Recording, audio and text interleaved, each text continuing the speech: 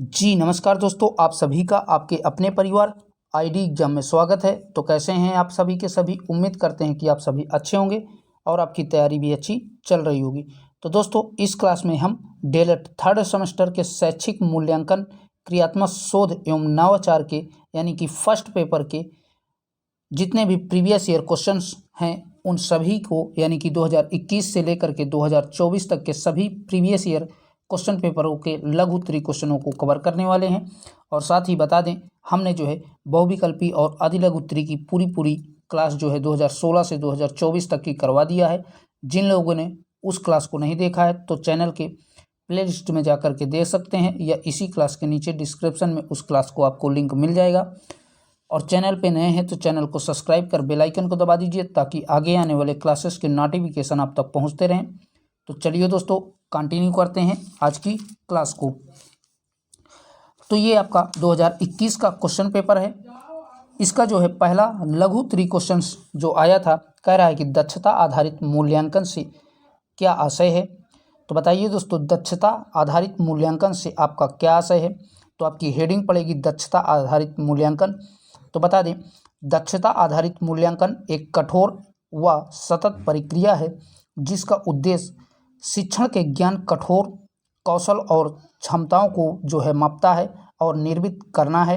शिक्षा में जो है दक्षता आधारित मूल्यांकन का लक्ष्य केवल नए कौशल के विकास पर ध्यान केंद्रित करने के बजाय विशेषता के विभिन्न स्तरों पर जो है योग्यता स्तरों को जो है परिभाषित करता है दक्षता आधारित मूल्यांकन। ठीक है दोस्तों, चलिए देखते हैं अगले क्वेश्चन को। अगला जो क्वेश्चन है, कह रहा है कि शिक्षण अधिगम के मूल्यांकन के अर्थ को स्पष्ट कीजिए। तो आपको बताना है कि शिक्षण अधिगम के मूल्यांकन का अर्थ आपको स्पष्ट करना है। तो बता दें, शिक्षण अधिगम मूल्यांकन छात्रों के जो है व्यवहार में विद्यालय द्वारा लाए गए परिवर्तन, विषय में प्रमाणों का संकलन और उसकी व्याख्या करने की प्रक्रिया से है। शिक्षण अधिगम मूल्यांकन का मुख्य उद्देश्य विकास की प्रक्रिया व विकास में जो है बाधक तत्वों की जानकारी प्रदान करना होता है। ठीक है दोस्तों, नोट डाउन कर लीजिए। फिर अगले क्वेश्चन में बढ़ते हैं। अगला जो क्वेश्चन है, कह रहा है कि शैक्षिक अनुसंधान के चरणों का उल्लेख कीजिए। तो आपसे शैक्षिक अनुसंधान के चरणों का उल्लेख पूछा है। तो बता दें, किसी भी प्रकार के अनुसंधान की तरह शैक्षिक अनुसंधान ऐसे चरण शामिल होते हैं जिनका पालन इससे एकत्र जानकारी को मूल्यवान और उपयोगी बनाने के लिए किया जाना चाहिए। शैक्षिक अनुसंधान वह स्पेक्ट्रम है जिसमें ज्ञान के कई क्षेत्र जो है शामिल होते हैं, जो सीखने की प्रणाली की विभिन्न अनुसंधान समस्याओं को जो है दायरे को बढ़ाता है। अब इससे जो चरण है वो आपके निम्नलिखित हैं। आइए एक एक करके इनके चरणों को जान लेते हैं। पहला आप है समस्या की पहचान करना। दूसरा इसका चरण है उद्देश्यों और परिकल्पनाओं का निर्माण करना। तीसरा इसका चरण है शोध की विधि का निर्माण करना। अगला इसका है डेटा एकत्रित करना। नेक्स्ट है डेटा का विश्लेषण करना और लास्ट है रिपोर्ट लिखना। यही जो है इसके दायर अर्थात चरण होते हैं। ठीक है दोस्तों, आइए देखते हैं अगले क्वेश्चन को। अगला जो क्वेश्चन है, कह रहा है कि निदात्मक और उपलब्धि का परीक्षण में क्या अंतर है। तो आपसे पूछा है कि निदात्मक और उपलब्धि परीक्षण में क्या अंतर है। तो आपकी हेडिंग पड़ेगी निदात्मक परीक्षण। इसमें जो है क्या होता है कि निदात्मक परीक्षण का आशय बालक की अधिगम संबंधी कठिनाइयों को पहचानने से है। निदात्मक परीक्षण का कार्य अनुत्तीर्ण बालकों की कठिनाइयों को जो है पहचानना और उन्हें दूर करने की हर संभव प्रयास करने से है। यही आपका निदात्मक परीक्षण होता है। अब आइए जान लेते हैं उपलब्धि परीक्षण क्या होता है। तो बता दें, उपलब्धि परीक्षण एक प्रकार का मूल्यांकन परीक्षण है जो किसी व्यक्ति की किसी विशिष्ट क्षेत्र में सीखने या उपलब्धि को जो है मापता है। यह आमतौर पर एक मानवीकृत परीक्षण होता है जिसे किसी एक नए ग्रेड या स्तर पाठ्यक्रम में सीधे किए गए कौशल ज्ञान को मापने के विकास में जो है किया जाता है। ठीक है दोस्तों, चलिए बढ़ते हैं अगले क्वेश्चन की ओर। नोट डाउन कर सकते हैं या स्क्रीनशॉट लेना चाहते हैं तो ले सकते हैं। अगला है उत्तम परीक्षण की कितनी कसौटियाँ होती हैं, संक्षेप में समझाइए। तो आपकी हेडिंग पड़ेगी उत्तम परीक्षण। पहले हम जान लेते हैं कि उत्तम परीक्षण क्या होता है। तो बता दें, एक उत्तम परीक्षण उसे कहा जाता है जो उन आवश्यकताओं की पूर्ति करता है और उन उद्देश्यों को प्राप्त करता है जिनको ध्यान में रख करके उसकी रचना की गई है। उत्तम परीक्षण की कसौटियाँ निम्नलिखित हैं। तो आइए एक एक करके इसकी कसौटियों को जान लेते हैं। पहला आप क्या है, उद्देश्य पूर्णता। दूसरा है व्यापकता। तीसरा है समय। चौथा है सुगमता। पांचवा है वैधता। छठा है विश्वसनीयता। सातवां है वस्तुनिष्ठता और आठवां है विभेदन शक्ति। इसके बाद आपका नौवां है मानक। यही जो है इसकी विशेषताएं हैं। ठीक है दोस्तों, चलिए देखते हैं नेक्स्ट क्वेश्चन को। अगला जो क्वेश्चन है कह रहा है कि शैक्षिक नवाचार की अवधारणा को समझाइए। तो आपसे पूछा है कि शैक्षिक नवाचार की अवधारणा को आपको समझाना है। तो बता दें, शैक्षिक नवाचार का आशय शिक्षा के क्षेत्र में प्रयुक्त शिक्षण अधिगम प्रक्रिया को और अधिक प्रभावी बनाने हेतु नए नए जो साधन एवं विधियों का प्रयोग किया जाता है वही शैक्षिक नवाचार की अवधारणा कहलाता है।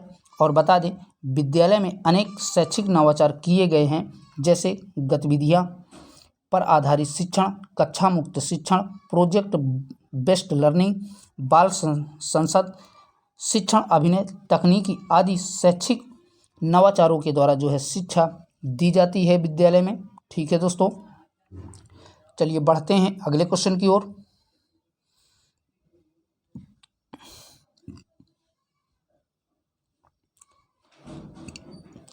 अगला क्वेश्चन है कह रहा है कि प्रक्षेपण की किन्हीं दो विधियों के बारे में लिखिए। तो आपसे पूछा है कि प्रक्षेपण की किन्हीं दो विधियों के बारे में आपको बताना है। तो बता दें, प्रक्षेपण की दो विधियां निम्नलिखित हैं। पहला जो है आपका आलेखनीय परीक्षण विधि, दूसरा आपका प्राकेशीय परीक्षण विधि। तो आइए एक एक करके जान लेते हैं। आलेखनीय परीक्षण विधि में यदि सीधी रेखा पर स्थित ABCD आदि बिंदुओं से सीधी रेखा पर जो है लंब AA, BB व CC डालते हैं तो रेखा का लंबकोणीय प्रक्षेप प्राप्त होता है। इसे ही आलेखीय प्रक्षेपण कहते हैं। ठीक है दोस्तों, आइए देखते हैं अगली हेडिंग को, प्रकाशीय प्रक्षेप को। तो इस क्रिया में किसी वस्तु का प्रकाशीय करके एक पर्दे पर उसका प्रतिबिंब प्राप्त किया जाता है। इसे ही प्रकाशीय प्रक्षेप कहा जाता है। ठीक है दोस्तों, चलिए देखते हैं अगले क्वेश्चन को। अगला जो क्वेश्चन है कह रहा है कि प्रश्न का निर्माण करते समय किन बातों को ध्यान में रखना चाहिए। तो आपकी हेडिंग पड़ेगी कि प्रश्न का निर्माण करते समय निम्नलिखित बातों का ध्यान देना चाहिए। पहला आपका, प्रश्नों के निर्माण में केवल उपयुक्त एवं उपयोगी प्रश्न होने चाहिए।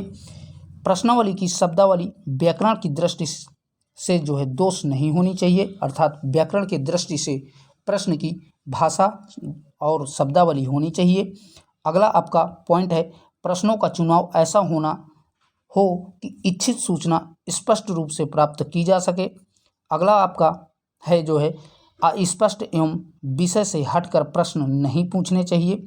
और अगला है, ऐसे प्रश्नों की रचना की जानी चाहिए जिससे अभिगत की संभावना ना हो। लास्ट पॉइंट आपका बनेगा, इस बात का ध्यान रखना चाहिए कि प्रत्येक प्रश्न के उत्तर हेतु पर्याप्त विकल्प दिए जा सके। यही जो है प्रश्न की जो है विशेषताएं रखनी चाहिए ध्यान में एक अच्छे प्रश्न को तैयार करने में। चलिए देखते हैं अगले क्वेश्चन को।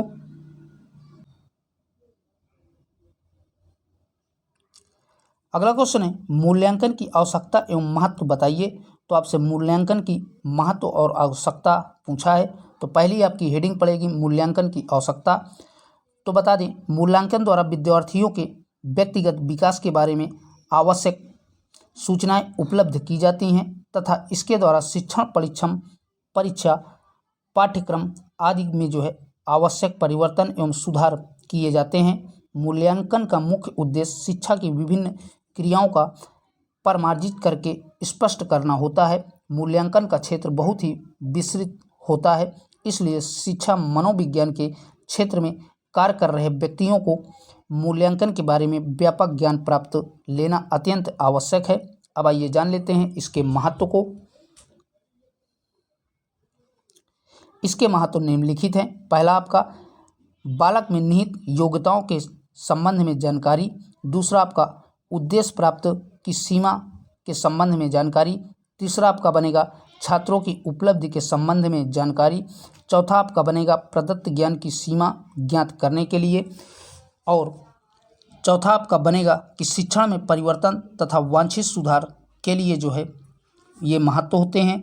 और लास्ट आपका बनेगा बालकों को जो है प्रेषित करने तथा निर्देशित प्रदान करना जो है जरूरी होता है। यही जो है मूल्यांकन के महत्व होते हैं। ठीक है दोस्तों, आइए देखते हैं अगले क्वेश्चन को।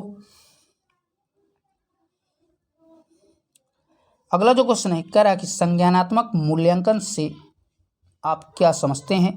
तो आपसे पूछा है कि संज्ञानात्मक मूल्यांकन से आप क्या समझते हैं। तो बता दें, आपकी हेडिंग पड़ेगी संज्ञानात्मक मूल्यांकन। तो संज्ञानात्मक मूल्यांकन एक ऐसा मूल्यांकन है जिसमें बच्चों की सोच और तर्क कौशल की समझ हासिल करने की कोशिश की जाती है। मस्तिष्क व्यवहार संबंधों को स्थापित करने की कोशिश में संज्ञानात्मक मूल्यांकन एक विशेष रूप से महत्वपूर्ण भूमिका निभाता है। अतः संज्ञानात्मक मूल्यांकन ध्यान, भाषा का उपयोग करना, स्मृति धारण, समस्या को जो है हल करना और उसकी सोच आदि मानसिक प्रक्रियाओं का जो है अध्ययन कहलाना संज्ञानात्मक मूल्यांकन जो है कहलाता है। ठीक है दोस्तों, नोट डाउन कर लीजिए, फिर आगे बढ़ते हैं। आइए अब बढ़ते हैं नेक्स्ट ईयर के क्वेश्चन पेपर पे। अब दोस्तों हम आ चुके हैं नेक्स्ट ईयर के क्वेश्चन पेपर पे। तो पहला क्वेश्चन कह रहा है मापन एवं मूल्यांकन में अंतर स्पष्ट कीजिए। तो आपसे पूछा है कि मापन और मूल्यांकन में क्या अंतर है। तो आइए जान लेते हैं मापन और मूल्यांकन में अंतर क्या होता है। तो पहले आपका हेडिंग पड़ेगी मापन। तो बता दें, मापन जो है आकलन मूल्यांकन की एक जो है तकनीकी है। इसके द्वारा किसी व्यक्ति में जो है निहित विशेषताओं का जो है आंकिक वर्णन किया जाता है। अब जान लेते हैं मूल्यांकन क्या होता है। तो बता दें, मूल्यांकन जो है एक योगात्मक प्रक्रिया है जिसके द्वारा किसी पूर्व निर्मित शैक्षिक पाठ्यक्रम को जो है पूर्ण करने के पश्चात छात्रों की जो है शैक्षिक उपलब्धियों ज्ञात किया जाता है।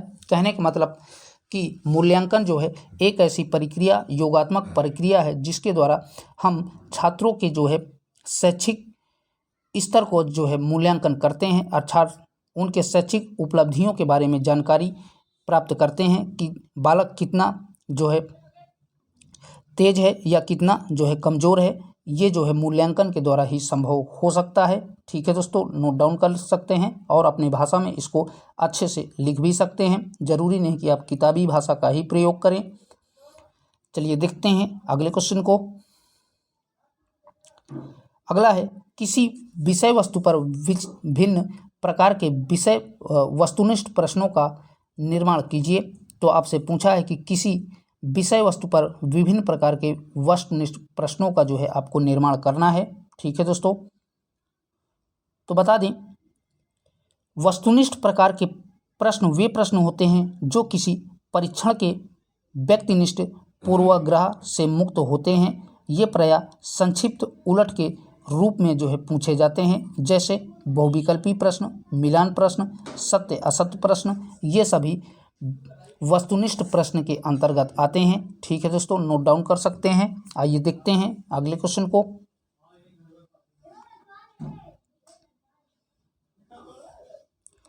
अगला जो क्वेश्चन है कह रहा है कि रचनात्मक एवं योगात्मक मूल्यांकन की तुलना कीजिए। आपसे पूछा है कि रचनात्मक और योगात्मक मूल्यांकन में अंतर है पूछा है। इस क्वेश्चन का कहने का मतलब यही हुआ कि तुलना का मतलब अंतर।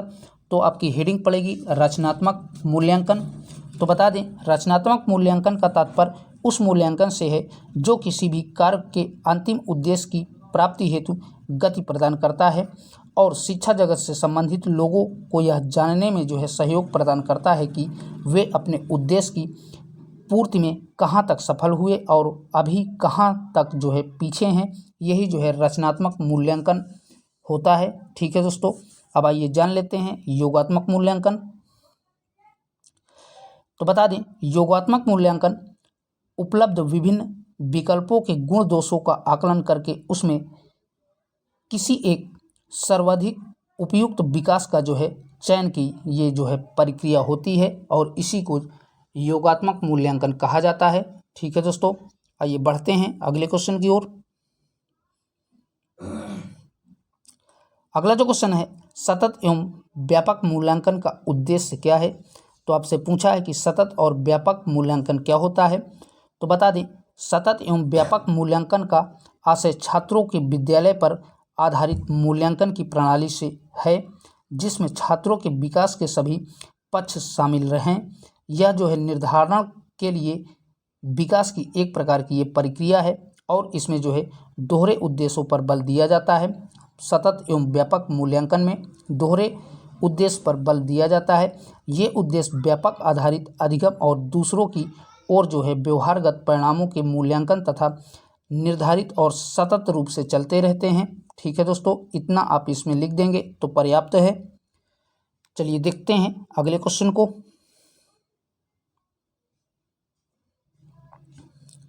क्वेश्चन कह रहा है, ग्रेडिंग प्रणाली से क्या तात्पर्य है। मोस्ट इंपॉर्टेंट है। तो आपसे पूछा है कि ग्रेडिंग प्रणाली क्या होती है। तो बता दें, ग्रेडिंग प्रणाली एक ऐसी प्रणाली है जिसके द्वारा जो है शिक्षक परीक्षाओं में छात्रों के प्रदर्शन का मूल्यांकन करते हैं और जिसमें समस्त छात्रों का मूल्यांकन सीधी तरह से ग्रेड के रूप में किया जाता है और परीक्षाओं में जो है मिले अंक भी ग्रेड के स्थान पर होते हैं। ठीक है दोस्तों, यानी कि इसमें जो है ग्रेड के आधार पर अंक जो है दिए जाते हैं छात्रों को। तो याद रखिएगा ग्रेडिंग प्रणाली क्या होती है, मोस्ट इंपॉर्टेंट है, पूछ सकता है। आइए देखते हैं अगले क्वेश्चन को। अगला है, बालक के ज्ञानात्मक पक्ष का वर्गीकरण ब्लूम ने किस प्रकार किया है। तो ये भी आपका मोस्ट इंपॉर्टेंट है। ठीक है, तो आपसे ब्लूम की टेक्नोलॉजी अर्थात जो है उसकी ज्ञानात्मक पक्ष के बारे में पूछा है। तो बता दें, ज्ञानात्मक पक्ष सामान्यतः जो है आग्रहण से शुरू होकर के चयनित घटनाओं द्वारा ज्ञान की जटिल लेकिन अंतःकरण विशेषताओं के निर्माण पर जो है समाप्त होती है। डॉक्टर जो है ब्लूम के नेतृत्व में शिक्षा में चिंतन के उच्च रूपों को बढ़ावा देने के लिए बनाया गया था और बता दें जिसमें ब्लूम ने बालकों के ज्ञानात्मक पक्ष का वर्गीकरण किया था और ब्लूम ने जो है 5 प्रकार के चरण ज्ञानात्मक पक्ष के बताए हैं। तो आइए देख लेते हैं 5 कौन कौन से हैं। पहला है आपका केवल तथ्यों को याद करके ने के बजाय अवधारणाओं पर जो है ध्यान देना। दूसरा आपका प्रक्रियाओं और सिद्धांतों का विश्लेषण करना। तीसरा आपका मूल्यांकन करना। चौथा जो है आग्रहण अर्थात ध्यान देना और लास्ट अनुक्रिया करना। यही जो है 5 प्रकार के चरण ब्लूम ने बताए थे ज्ञानात्मक पक्ष के। ठीक है दोस्तों, नोट डाउन कर लीजिए। आइए देखते हैं अगले क्वेश्चन को।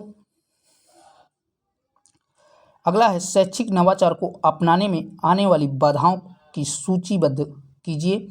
तो आपको शैक्षिक नवाचार को जो है अपनाने में आने वाली बाधाओं को जो है बताना है।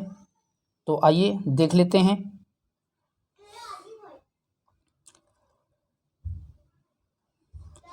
तो शैक्षिक नवाचार को अपनाने में आने वाली वास्तविक बाधाएं वे हैं जो भौतिक संसार में मौजूद होती हैं, जिनमें संसाधनों या उपकरणों, विनियमों और नीतियों की कमी जो है शामिल हो सकती है, जो सुरक्षा चिंताओं या उद्योग मानकों और वित्तीय बाधाओं के कारण जो है नवाचार के कुछ क्षेत्रों को प्रतिबंधित करती हैं। शैक्षिक नवाचार को अपनाने में प्रायः आने वाली 2 प्रकार की बाधाएं होती हैं। पहली आपकी व्यक्तिगत संबंधी बाधाएं, दूसरी आपका अज्ञात जनित सामाजिक तथा क्रियात्मक प्रकार की बाधाएं। यही जो है 2 प्रकार की बाधाएं आती हैं। तो नोट डाउन कर लीजिए। चलिए बढ़ते हैं अगले क्वेश्चन की ओर। अगला जो क्वेश्चन है, क्रियात्मक शोध के सोपानों को बताइए। तो आपसे पूछा है कि क्रियात्मक शोध के सोपान कौन कौन से हैं। तो बता दें, क्रियात्मक शोध के सोपान जो है निम्नलिखित हैं। आपकी हेडिंग पड़ेगी। तो पहला आपका क्रियात्मक शोध कि समस्या की पहचान कर चयन करना, ये पहला सोपान है। दूसरा आपका समस्या को जो है परिभाषित करना। तीसरा समस्या के कारणों का विश्लेषण करना।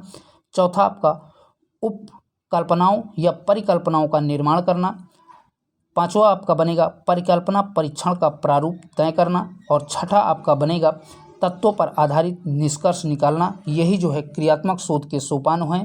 ठीक है दोस्तों, नोट डाउन कर लीजिए। आइए देख लेते हैं अगले क्वेश्चन को। अगला जो क्वेश्चन है, क्रियात्मक शोध एवं पारंगत शोध में अंतर स्पष्ट कीजिए। तो आपसे पूछा है कि क्रियात्मक शोध और पारंगत शोध में मुख्य अंतर आपको बताने हैं।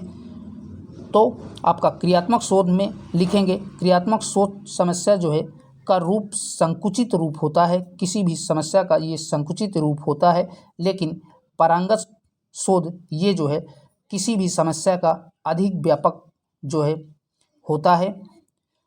अब आइए दूसरे पॉइंट की बात करें। इसमें क्रियात्मक शोध में तो इसमें एक समय में ही परिकल्पना या सत्यापन किया जाता है, और इसमें जो है एक समय में ही सभी परिकल्पनाओं का जो है सत्यापन होता है। अर्थात इसमें जो है किसमें एक ही साथ सभी का होता है, और इसमें जो है एक समय में ही होता है। तो दोनों के दोनों याद रखिएगा। ठीक है दोस्तों, आइए बढ़ते हैं अब अगले अंतर में। तो इसकी जो है रूपरेखा लचीली होती है, लेकिन इसकी रूपरेखा जो है लचीली नहीं होती है। ठीक है दोस्तों, और चौथा पॉइंट है, इसमें विशेष परीक्षण की आवश्यकता नहीं होती है। कहने का मतलब क्रियात्मक शोध में विशेष परीक्षण की जो है आवश्यकता नहीं होती है, और पारंगत शोध में जो है विशेष परीक्षण की आवश्यकता होती है। तो सारे अंतर नोट डाउन कर लीजिए। तो बढ़ते हैं अगले क्वेश्चन की ओर। क्वेश्चन है, मौखिक परीक्षा के गुण एवं दोष क्या हैं। तो आपसे पूछा है कि मौखिक परीक्षा के जो है गुण और दोष आपको बताने हैं। तो आपकी हेडिंग पड़ेगी मौखिक परीक्षा के गुण और दोष निम्नलिखित हैं। तो पहला आपका गुण होगा मौखिक भाषा की अभिव्यक्ति का सहज एवं सरलतम माध्यम है। ठीक है, मौखिक भाषा जो है अभिव्यक्ति का क्या है, सहज और सरलतम माध्यम है। दूसरा बनेगा मौखिक भाषा द्वारा कुशल व्यक्ति अपने भाव को जो है स्वाभाविक रूप से व्यक्त कर पाता है। तीसरा आपका बनेगा मौखिक भाषा द्वारा नवीन जानकारी प्राप्त होती है। और चौथा आपका बनेगा सामाजिक जीवन में सामंजस्य स्थापित करने में मौखिक अभिव्यक्ति एक ही प्रमुख साधन होता है। ठीक है दोस्तों, अब आइए इसके दोषों को जान लेते हैं, क्योंकि आपसे गुण और दोष दोनों के दोनों पूछा है। तो इसके दोष आपकी हेडिंग पड़ेगी कि दोष निम्नलिखित हैं। तो आपका होगा पहला, प्रारंभिक स्तर पर लाभदायक नहीं है। दूसरा आपका बनेगा इसके दोष में पढ़ने की शुद्धता का मूल्यांकन नहीं किया जा सकता है। और तीसरा बनेगा मौन पाठन उच्चारण के अभ्यास में जो है सहायक नहीं होती है। शिक्षार्थी विषय वस्तु का जो है आत्मसात इसके अंतर्गत नहीं कर पाते हैं। तो ये जो है मौखिक अभिव्यक्ति की दोष होंगे। ठीक है दोस्तों, तो बढ़ते हैं अब अगले नेक्स्ट ईयर के क्वेश्चन पेपर पे। अब दोस्तों हम आ चुके हैं अगले नेक्स्ट ईयर के क्वेश्चन पेपर पे, यानी कि ये आपका 2023 का क्वेश्चन पेपर है। एक सीरियल से हम नहीं इस पे करवा रहे हैं। ठीक है दोस्तों, तो अब 2023 का पहला लघु उत्तरीय क्वेश्चन आया था, उपचारात्मक शिक्षण से आप क्या समझते हैं। तो आपसे पूछा है कि उपचारात्मक शिक्षण से आप क्या समझते हैं। तो बता दें, आपकी हेडिंग पड़ेगी उपचारात्मक शिक्षण। तो उपचारात्मक शिक्षण का आशय एक विशेष शिक्षण दृष्टिकोण से है, जो छात्रों को उनकी सीखने की बाधाओं को दूर करने, समझ में अंतराल को पटाने और उनकी जो है पूर्ण शैक्षणिकता को जो है क्षमता तक पहुंचाने में सहायक करने के लिए बनाया गया है। ठीक है दोस्तों, उपचारात्मक शिक्षा का कहने का मतलब तात्पर्य यह है कि यह जो है एक ऐसी शिक्षण प्रक्रिया है जिसके द्वारा छात्रों को सीखने में होने वाली बाधाएं जो होती हैं उनको शिक्षक द्वारा जो है सॉल्व करना या उनकी सहायता करना ही जो है उपचारात्मक शिक्षण कहलाता है। ठीक है दोस्तों, आप अपनी भाषा में भी लिख सकते हैं जैसे हमने आपको बताया। चलिए देखते हैं नेक्स्ट क्वेश्चन को। अगला है निदात्मक परीक्षण से क्या तात्पर्य है। तो आप सभी को पता होगा कि निदात्मक परीक्षण क्या कहलाता है। तो बता दें, निदात्मक परीक्षण का अर्थ बालक की अधिगम संबंधी कठिनाइयों को जो पहचानना होता है और कठिनाइयों को पहचानने के बाद इन कठिनाइयों को दूर करने के लिए उपचारात्मक शिक्षण का प्रयोग किया जाता है। ठीक है दोस्तों, निदात्मक परीक्षण का कार्य निदात्मक परीक्षण से विशेष बालकों की समस्या को भी दूर करना हर संभव प्रयास किया जाता है। ठीक है दोस्तों, आइए देखते हैं अगले क्वेश्चन को। अगला जो क्वेश्चन है कह रहा है कि क्रियात्मक शोध की उपयोगिता बताइए। तो आइए जान लेते हैं क्रियात्मक शोध की उपयोगिता क्या होती है। आपकी हेडिंग पड़ेगी। तो बता दें, क्रियात्मक अनुसंधान की उपयोगिता निम्नलिखित है। अब आइए जान लेते हैं क्रियात्मक शोध क्या होता है। तो शिक्षण के क्रियात्मक अनुसंधान बहुत ही उपयोगी होता है। इसके माध्यम से जो है शैक्षिक एवं व्यवहारिक समस्याओं का जो है समाधान शिक्षक कर लेता है। अतः कह सकते हैं कि अनुसंधान शिक्षक अभिभावक, छात्र तथा प्रशंसकों को जो है स्वयं ज्ञान तथा दूसरों के ज्ञान की समस्याओं का समाधान करने के लिए अति उपयोगी होता है। अब इसके कुछ पद्धतियां हैं, उनको भी देख लेते हैं। पहली आपकी लचीली अनुसंधान पद्धति। तो इसमें जो है क्या होता है, पारंगत अनुसंधान की अपेक्षा यह पद्धति जो है अत्यंत लचीली होती है। इसमें जो है समस्याओं का अध्ययन स्थानीय परिवेश के अनुरूप बदलाव आसानी से जो है किया जा सकता है। ठीक है, अगली आपकी हेडिंग पड़ेगी घटना स्थल पर ही अध्ययन। तो घटना स्थल पर इसका अध्ययन कैसे किया जाता है। तो क्रियात्मक अनुसंधान में किसी प्रयोगशाला आदि की जो है आवश्यकता नहीं होती है। इसमें जो है क्रियात्मक अनुसंधान घटना स्थल पर जो ही अध्ययन कर लेते हैं। इसलिए क्रियात्मक अनुसंधान जीवन की जो है वास्तविक परिस्थितियों में जो है संपन्न होते हैं। ठीक है दोस्तों, नोट डाउन कर लीजिए। फिर बढ़ते हैं अगले क्वेश्चन की ओर।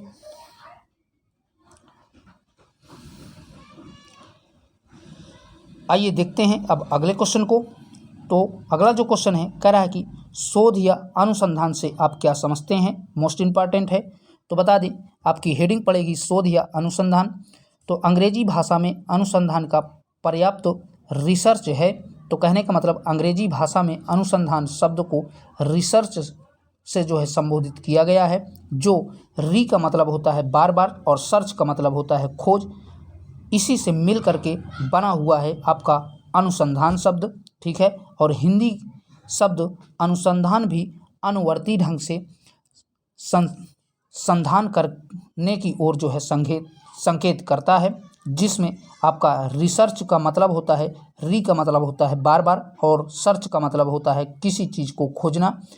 इसी को मिला करके आपका रिसर्च अर्थात अनुसंधान शब्द बना हुआ है। ठीक है दोस्तों, आइए जान लेते हैं इसका जो है अनुवर्ती ढंग हिंदी में कैसे होता है। तो अतः अंग्रेजी में रिसर्च व हिंदी में अनुसंधान शब्दों में प्रयुक्त री तथा अनुशब्द दोहराने या बार बार कोई कार्य करने के साथ साथ किसी कार्य को जो है गंभीरता, गहनता व विश्लेषणात्मकता ढंग से किसी समस्या का जो है अवलोकनात्मक अध्ययन करना, उसका समाधान खोजना ही अनुसंधान कहलाता है। ठीक है दोस्तों, अनुसंधान शब्द के लिए प्रायः शोध, अन्वेषण, परिप्रेक्षा, खोज या जांच जैसे शब्दों का भी प्रयोग किया जाता है। तो अनुसंधान शब्द को शोध, अन्वेषण, परिप्रेक्षा, खोज, जांच जैसे शब्दों से भी संबोधित किया जाता है। तो याद रखिएगा। चलिए बढ़ते हैं अगले क्वेश्चन की ओर, इंपॉर्टेंट है, याद रखिएगा दोस्तों। अगला है अभिलेखनीकरण या संपादन का संक्षेप में वर्णन कीजिए। तो आपसे पूछा है कि अभिलेखनीकरण या संपादन का संक्षेप में आपको वर्णन करना है। तो आपकी हेडिंग पड़ेगी अभिलेखनीकरण। तो अब इसको जान लेते हैं।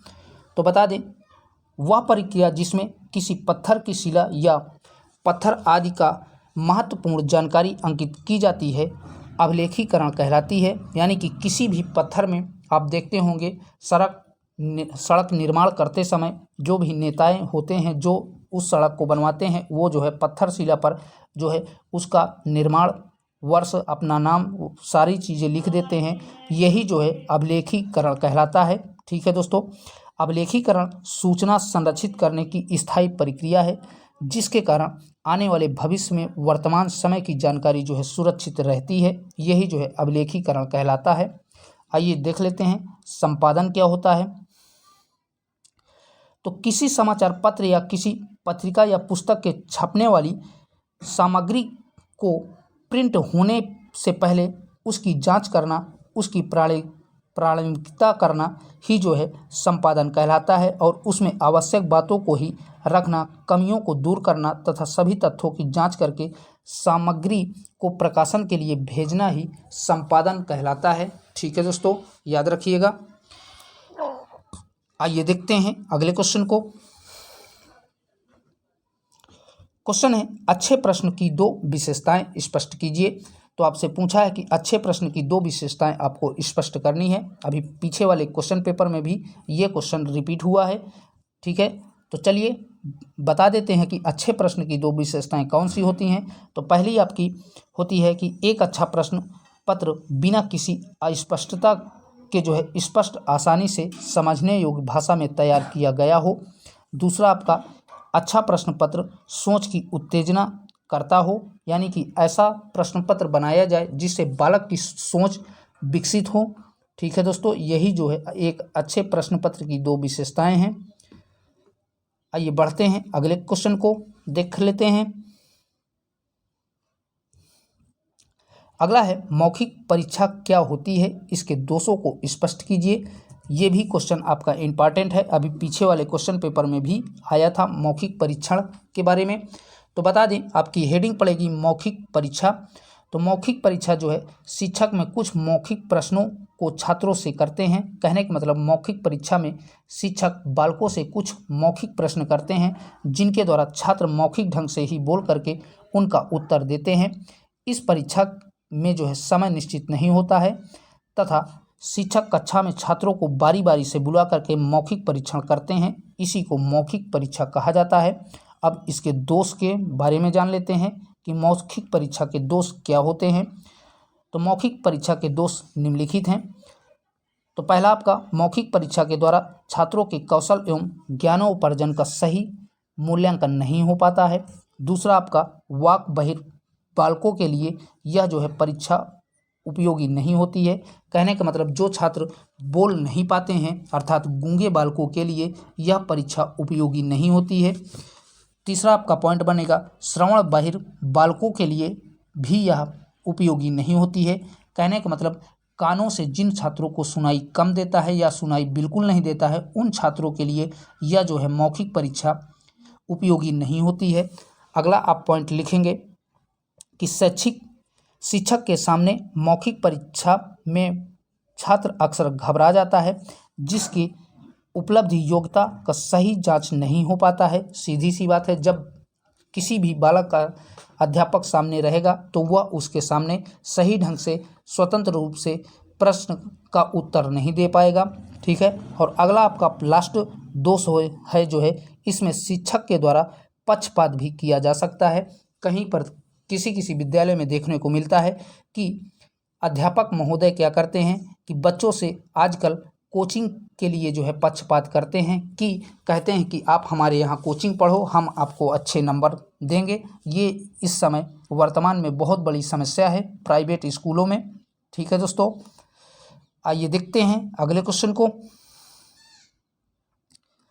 अगला क्वेश्चन कह रहा है, बालक के भावात्मक पक्ष का वर्गीकरण ब्लूम ने किस प्रकार किया है, समझाइए। तो आपसे पूछा है कि ब्लूम के द्वारा बालक के भावात्मक पक्ष का वर्गीकरण किस आधार पर किया गया है। तो चलिए जान लेते हैं।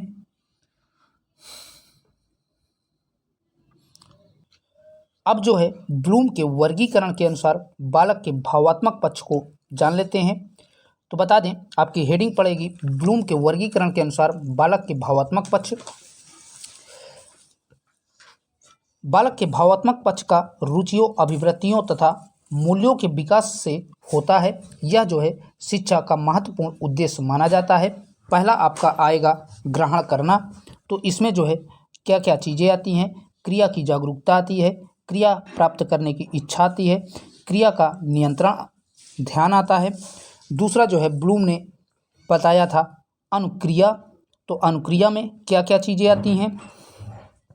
तो अनुक्रिया के अंतर्गत जो है अनुक्रिया की सहमति आती है, अनुक्रिया की इच्छा आती है और अनुक्रिया की संतोष आती है। और तीसरी जो है ब्लूम ने बताया था अनुमूलन।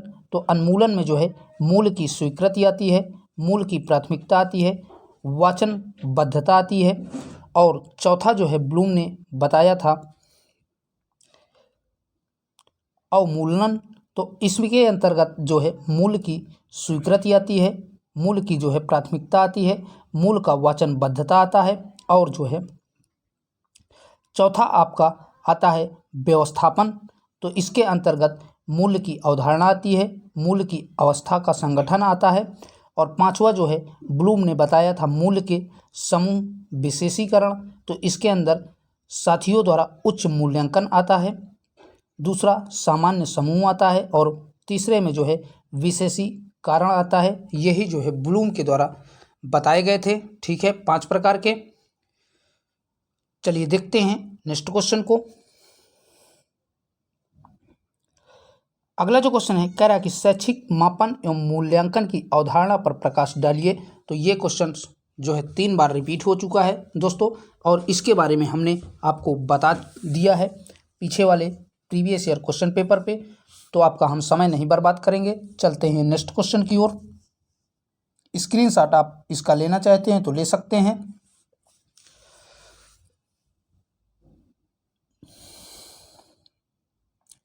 अगला है प्रार्थना स्थल की गतिविधियों में नवाचार बताइए। तो आपसे पूछा है कि प्रार्थना स्थल में नवाचार की जो है गतिविधियों को आपको बताना है। तो बता दें प्रार्थना स्थल की गतिविधियों में नवाचार से आशय सभी विद्यालय के मानवीय संसाधन तथा छात्रों को दिन की क्रियाओं के लिए तैयार करना, अर्थात प्रातःकालीन प्रार्थना द्वारा विद्यालय को वातावरण में संतुलित किया जाता है। और इसके गतिविधियों में नवाचार के क्रियाकलाप निम्नलिखित हैं। तो पहला आपका होगा बच्चों की साफ सफाई की जांच तथा स्वास्थ्य आदतों के विकास हेतु प्रेरणादायक होती है प्रार्थना। और अगला आपका पॉइंट बनेगा उस दिन का प्रमुख समाचार का वाचन जो है प्रेरणादायक कहानी आदि के रूप में जो है किया जाता है। ठीक है दोस्तों, आइए देखते हैं अगले नेक्स्ट ईयर के क्वेश्चन पेपर को। अब दोस्तों हम आ चुके हैं 2024 के क्वेश्चन पेपर पे, यानी लास्ट क्वेश्चन पेपर पे। तो बता दें क्वेश्चन है पहला लघुत्तरी 2024 का जो आया था, कह रहा है कि मूल्यांकन के भावात्मक पक्ष से संबंधित उद्देश्यों का वर्णन कीजिए। तो आपसे पूछा है कि मूल्यांकन के भावात्मक पक्ष से संबंधित उद्देश्यों का आपको वर्णन करना है। तो बता दें भावात्मक पक्ष का संबंध व्यक्ति के आंतरिक जो है व्यवहार से होता है। यह व्यक्तियों के व्यक्तित्व का एक महत्वपूर्ण पक्ष है जिसमें ज्ञात होता है कि उसमें किस प्रकार की अभिवृत्तियों, रुचियों, प्रवृत्तियों आदि का विकास हुआ है। अब आइए एक एक करके इसके उद्देश्यों को जान लेते हैं। तो पहला आपका हेडिंग पड़ेगा ग्रहण करना या ध्यान देना। तो इसमें आप लिखेंगे कि वह अपने अभिभावक, अध्यापकों और श्रेष्ठ जनों द्वारा बताई गई या दी गई शिक्षा निर्देशों को जो है इसमें ग्रहण करता है। दूसरा आपका अनुक्रिया करना भावात्मक का जो है पक्ष हो सकता है। तो इसमें लिखेंगे इसमें जो है बालकों को किसी उद्दीपन के प्रति संवेदनशील या अनुक्रिया हेतु प्रेरित किया जाता है। तीसरा आपका बनेगा मूल्य आंकना।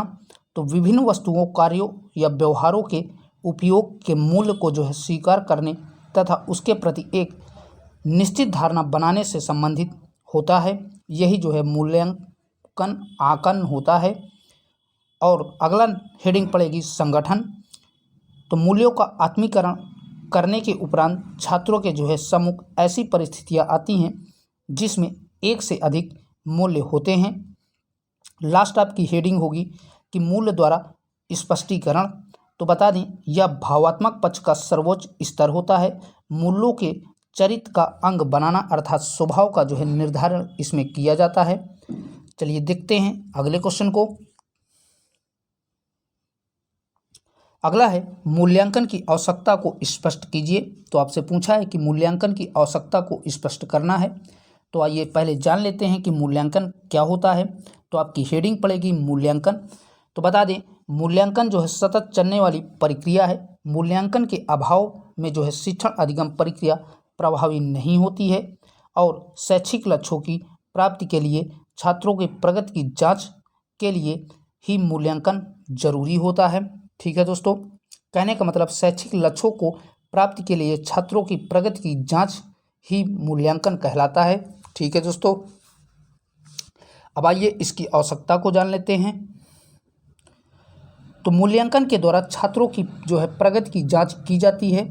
कोई विद्यार्थी किसी विषय वस्तु को कितना सीख लिया या इसका निर्धारण हमें अवश्य कर लेना चाहिए और यह किसके द्वारा संभव है, मूल्यांकन के द्वारा ही संभव होता है और उसके द्वारा बालक का सर्वांगीण विकास होता है। मूल्यांकन के अभाव में जो है शिक्षण अधिगम प्रक्रिया प्रभावी नहीं मानी जाती है। ठीक है दोस्तों, आप अपने शब्दों में भी इसे लिख सकते हैं कि मूल्यांकन के द्वारा छात्रों की जो है प्रगति का जांच किया जाता है। समय समय पर मूल्यांकन होने पर जो है बालक के स्तर का भी पता चलता है कि बालक किस स्तर में पढ़ाई कर रहा है और मूल्यांकन के द्वारा ही जो है यह निर्धारित किया जाता है कि उसकी प्रगति कितनी हुई है और जो है मूल्यांकन बालक के विकास में सर्वांगीण विकास के लिए जो है बहुत ही ज़रूरी होती है और जो है शिक्षण अधिगम प्रक्रिया इसके मूल्यांकन के बिना जो है प्रभावी नहीं हो सकती है। ठीक है दोस्तों, आप अपने शब्दों में जो हमने बताया इस तरह भी आप लिख सकते हैं। आइए देखते हैं अगले क्वेश्चन को। अगला है शैक्षिक नवाचार के उद्देश्य को स्पष्ट कीजिए। तो आपसे पूछा है कि शैक्षिक नवाचार के उद्देश्यों को आपको स्पष्ट करना है। तो बता दें शैक्षिक नवाचार के उद्देश्य आपके निम्नलिखित हैं। पहला आपका शैक्षिक अधिगम प्रक्रिया को सरल एवं प्रभावी बनाना शैक्षिक नवाचारों का द्वितीय प्रमुख उद्देश्य है। इसमें जो है छात्रों को प्राप्त ज्ञान जो है स्थायी रूप से होता है। दूसरा आपका पॉइंट बनेगा शैक्षिक नवाचार का प्रमुख उद्देश्य छात्रों द्वारा प्राप्त ज्ञान को स्थायी बनाना है, क्योंकि जब छात्र जो है क्रियाशील होकर के ज्ञान प्राप्त करेंगे तो वह स्थायी रूप से होगा। ठीक है दोस्तों, नोट डाउन कर लीजिए। चलिए देखते हैं नेक्स्ट क्वेश्चन को।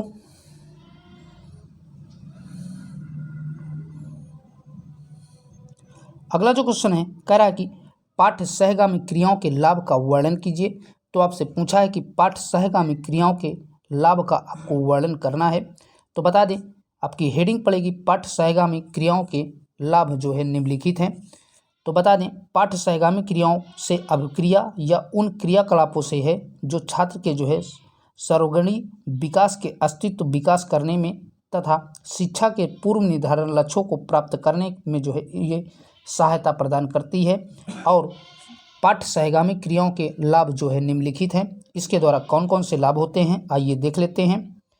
तो इसमें जो है मूल प्रवृत्तियों को जो है शोधन तथा मार्तीकरण करती है। दूसरा आपका बनेगा नागरिकता की शिक्षा प्रदान करती है। तीसरा आपका बनेगा व्यवहारिक ज्ञान प्रदान करती है।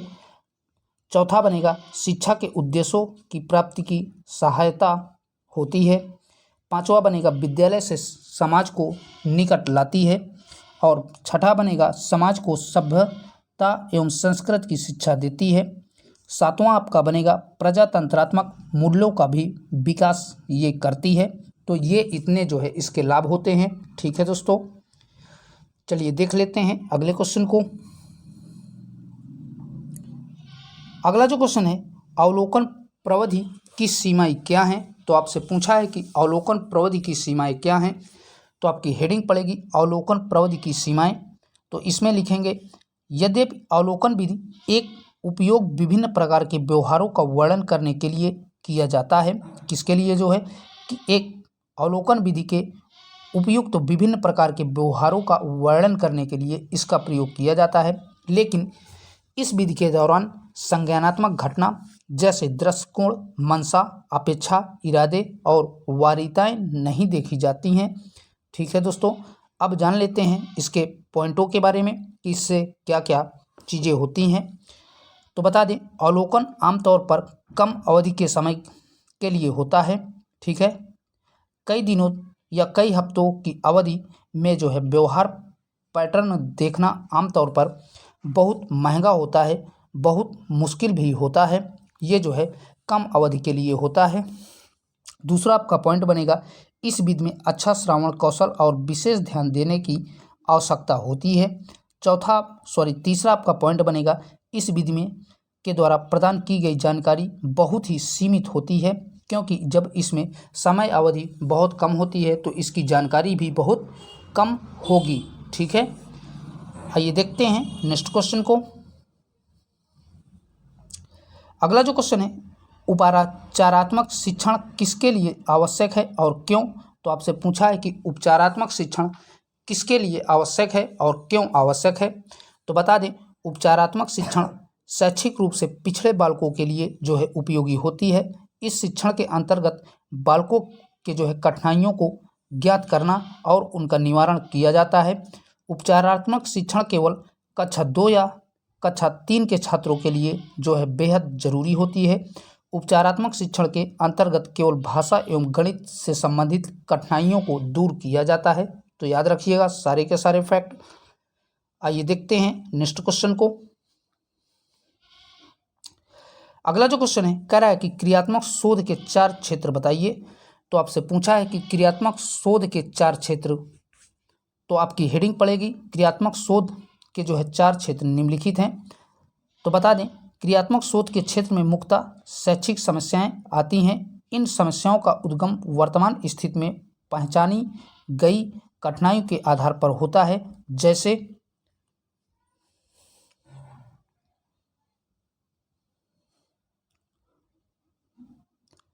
पहला आपका बनेगा कि शिक्षण संबंधी जो है समस्याएं, दूसरा आपका बनेगा मूल्यांकन तथा परीक्षा संबंधी समस्याएं, तीसरा आपका बनेगा पाठ्य सहगामी गतिविधि संबंधी समस्याएं, और चौथा आपका बनेगा विद्यालय प्रबंधन तथा प्रशासन संबंधी समस्याएं, और लास्ट आपका बनेगा विद्यालय प्रबंधन तथा प्रशासन संबंधी समस्याएं। तो नोट डाउन कर लीजिए।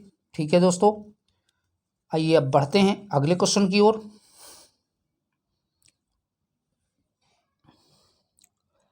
अगला जो क्वेश्चन है, कह रहा है कि शैक्षिक नवाचार के महत्व को स्पष्ट कीजिए। तो आपसे पूछा है कि शैक्षिक नवाचार के महत्व को स्पष्ट करना है। तो आपकी हेडिंग पड़ेगी शैक्षिक नवाचार के महत्व निम्नलिखित हैं। पहला आपका पॉइंट बनेगा, नवाचार के द्वारा शैक्षिक संरचनाओं तथा अंतर्वस्तु का जो है नवीनीकरण किया जाता है। दूसरा आपका पॉइंट बनेगा, शैक्षिक नवाचार का महत्व शिक्षा में जो है बेहद उपयोगी तथा गुणात्मक उन्नति करने में जो है होता है। अगली आपकी पॉइंट बनेगा, शैक्षिक व्यवस्था और उनकी कार्यप्रणाली को जो है जीवंत बनाए रखने के लिए जो है ये बेहद जो है ज़रूरी होती है। और अगला आपका पॉइंट बनेगा, शिक्षा को दिशा बोध कराने में नवाचार महत्वपूर्ण भूमिका निभाता है। नेक्स्ट आपका पॉइंट बनेगा, 6 से 14 वर्ष की आयु के बच्चों के लिए निःशुल्क सार्वभौमिक प्राथमिक शिक्षा का जो है सुलभ कराने में शैक्षिक नवाचार की महत्वपूर्ण भूमिका होती है। अगला जो है नवाचार के शैक्षिक लाभ में अगली पॉइंट आपका होगा, सभी के लिए शिक्षा में जो है समान अवसर देने, दूरस्थ शिक्षा, प्रत्याचार शिक्षा, अनवरतन शिक्षा आदि ऐसे लक्ष्यों को जो है पाने के लिए नवाचार जो है महत्वपूर्ण होता है शिक्षा के क्षेत्र में। ठीक है दोस्तों, चलिए अब बढ़ते हैं अगले क्वेश्चन की ओर। अगला जो क्वेश्चन है, कह रहा है कि शिक्षण अधिगम एवं मूल्यांकन के संबंध पर प्रकाश डालिए। तो आपसे पूछा है कि शिक्षण अधिगम और मूल्यांकन के संबंध में आपको प्रकाश डालना है। तो बता दें, शिक्षण अधिगम तथा मूल्यांकन एक दूसरे के घनिष्ठ संबंध हैं, क्योंकि मूल्यांकन शिक्षा अधिगम प्रक्रिया का महत्वपूर्ण अंग है। इसके अभाव में जो है शिक्षक अधिगम प्रक्रिया का जो है स्वरूप विकसित नहीं हो पाता है और शिक्षण के द्वारा छात्रों को अधिगम कराया जाता है। मूल्यांकन द्वारा छात्रों के जो है अधिगम की जांच होती है।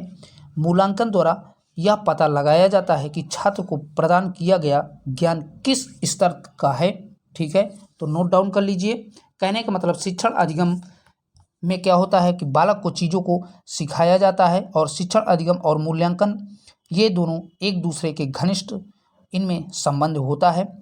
जबकि मूल्यांकन में यह जो है पता लगाया जाता है कि बालक को किस स्तर की शिक्षा दी गई है। ठीक है दोस्तों, आप अपने शब्दों में इस प्रकार भी लिख सकते हैं। चलिए अब बढ़ते हैं अगले क्वेश्चन की ओर।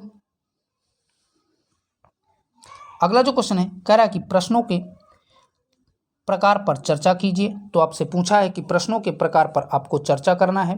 तो बता दें प्रश्न प्रायः जो है दो प्रकार के होते हैं, आप सभी को पता है क्योंकि पीछे भी ये क्वेश्चन आ चुका है। तो प्रश्न आपका पहला होता है प्राकृतिक प्रश्न और दूसरा होता है औपचारिक प्रश्न।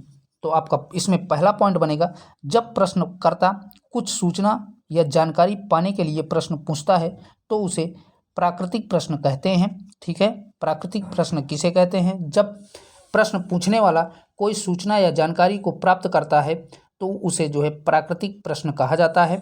और आपका दूसरा जो है औपचारिक प्रश्न, तो जब प्रश्नकर्ता जब प्रश्नों के उत्तर जानता है और सूचना उसे ज्ञात है तो फिर ऐसी जानकारी निकालने के लिए पूछे गए प्रश्न जो है औपचारिक प्रश्न कहलाते हैं। कक्षा में ऐसे प्रश्न पूछे जाते हैं। कहने का मतलब कक्षा में जो प्रश्न पूछे जाते हैं उन्हें जो है औपचारिक प्रश्न कहते हैं। ठीक है, अब प्रश्न कितने प्रकार के होते हैं उनको देख लेते हैं। तो अगली हेडिंग आपकी पड़ेगी, प्रश्न को निम्नवत प्रकार से अर्थात निम्नलिखित प्रकार से बांटा गया है या विभाजित किया गया है। तो पहला आपका प्रश्न होता है अति लघुत्तरी प्रश्न, दूसरा होता है पूर्ति प्रश्न, तीसरा आपका होता है लघु उत्तरी प्रश्न, चौथा आपका होता है चयन प्रश्न, पांचवा आपका होता है दीर्घ उत्तरी प्रश्न। तो ये जो है इतने प्रकार के प्रश्न होते हैं। ठीक है दोस्तों, नोट डाउन कर लीजिए।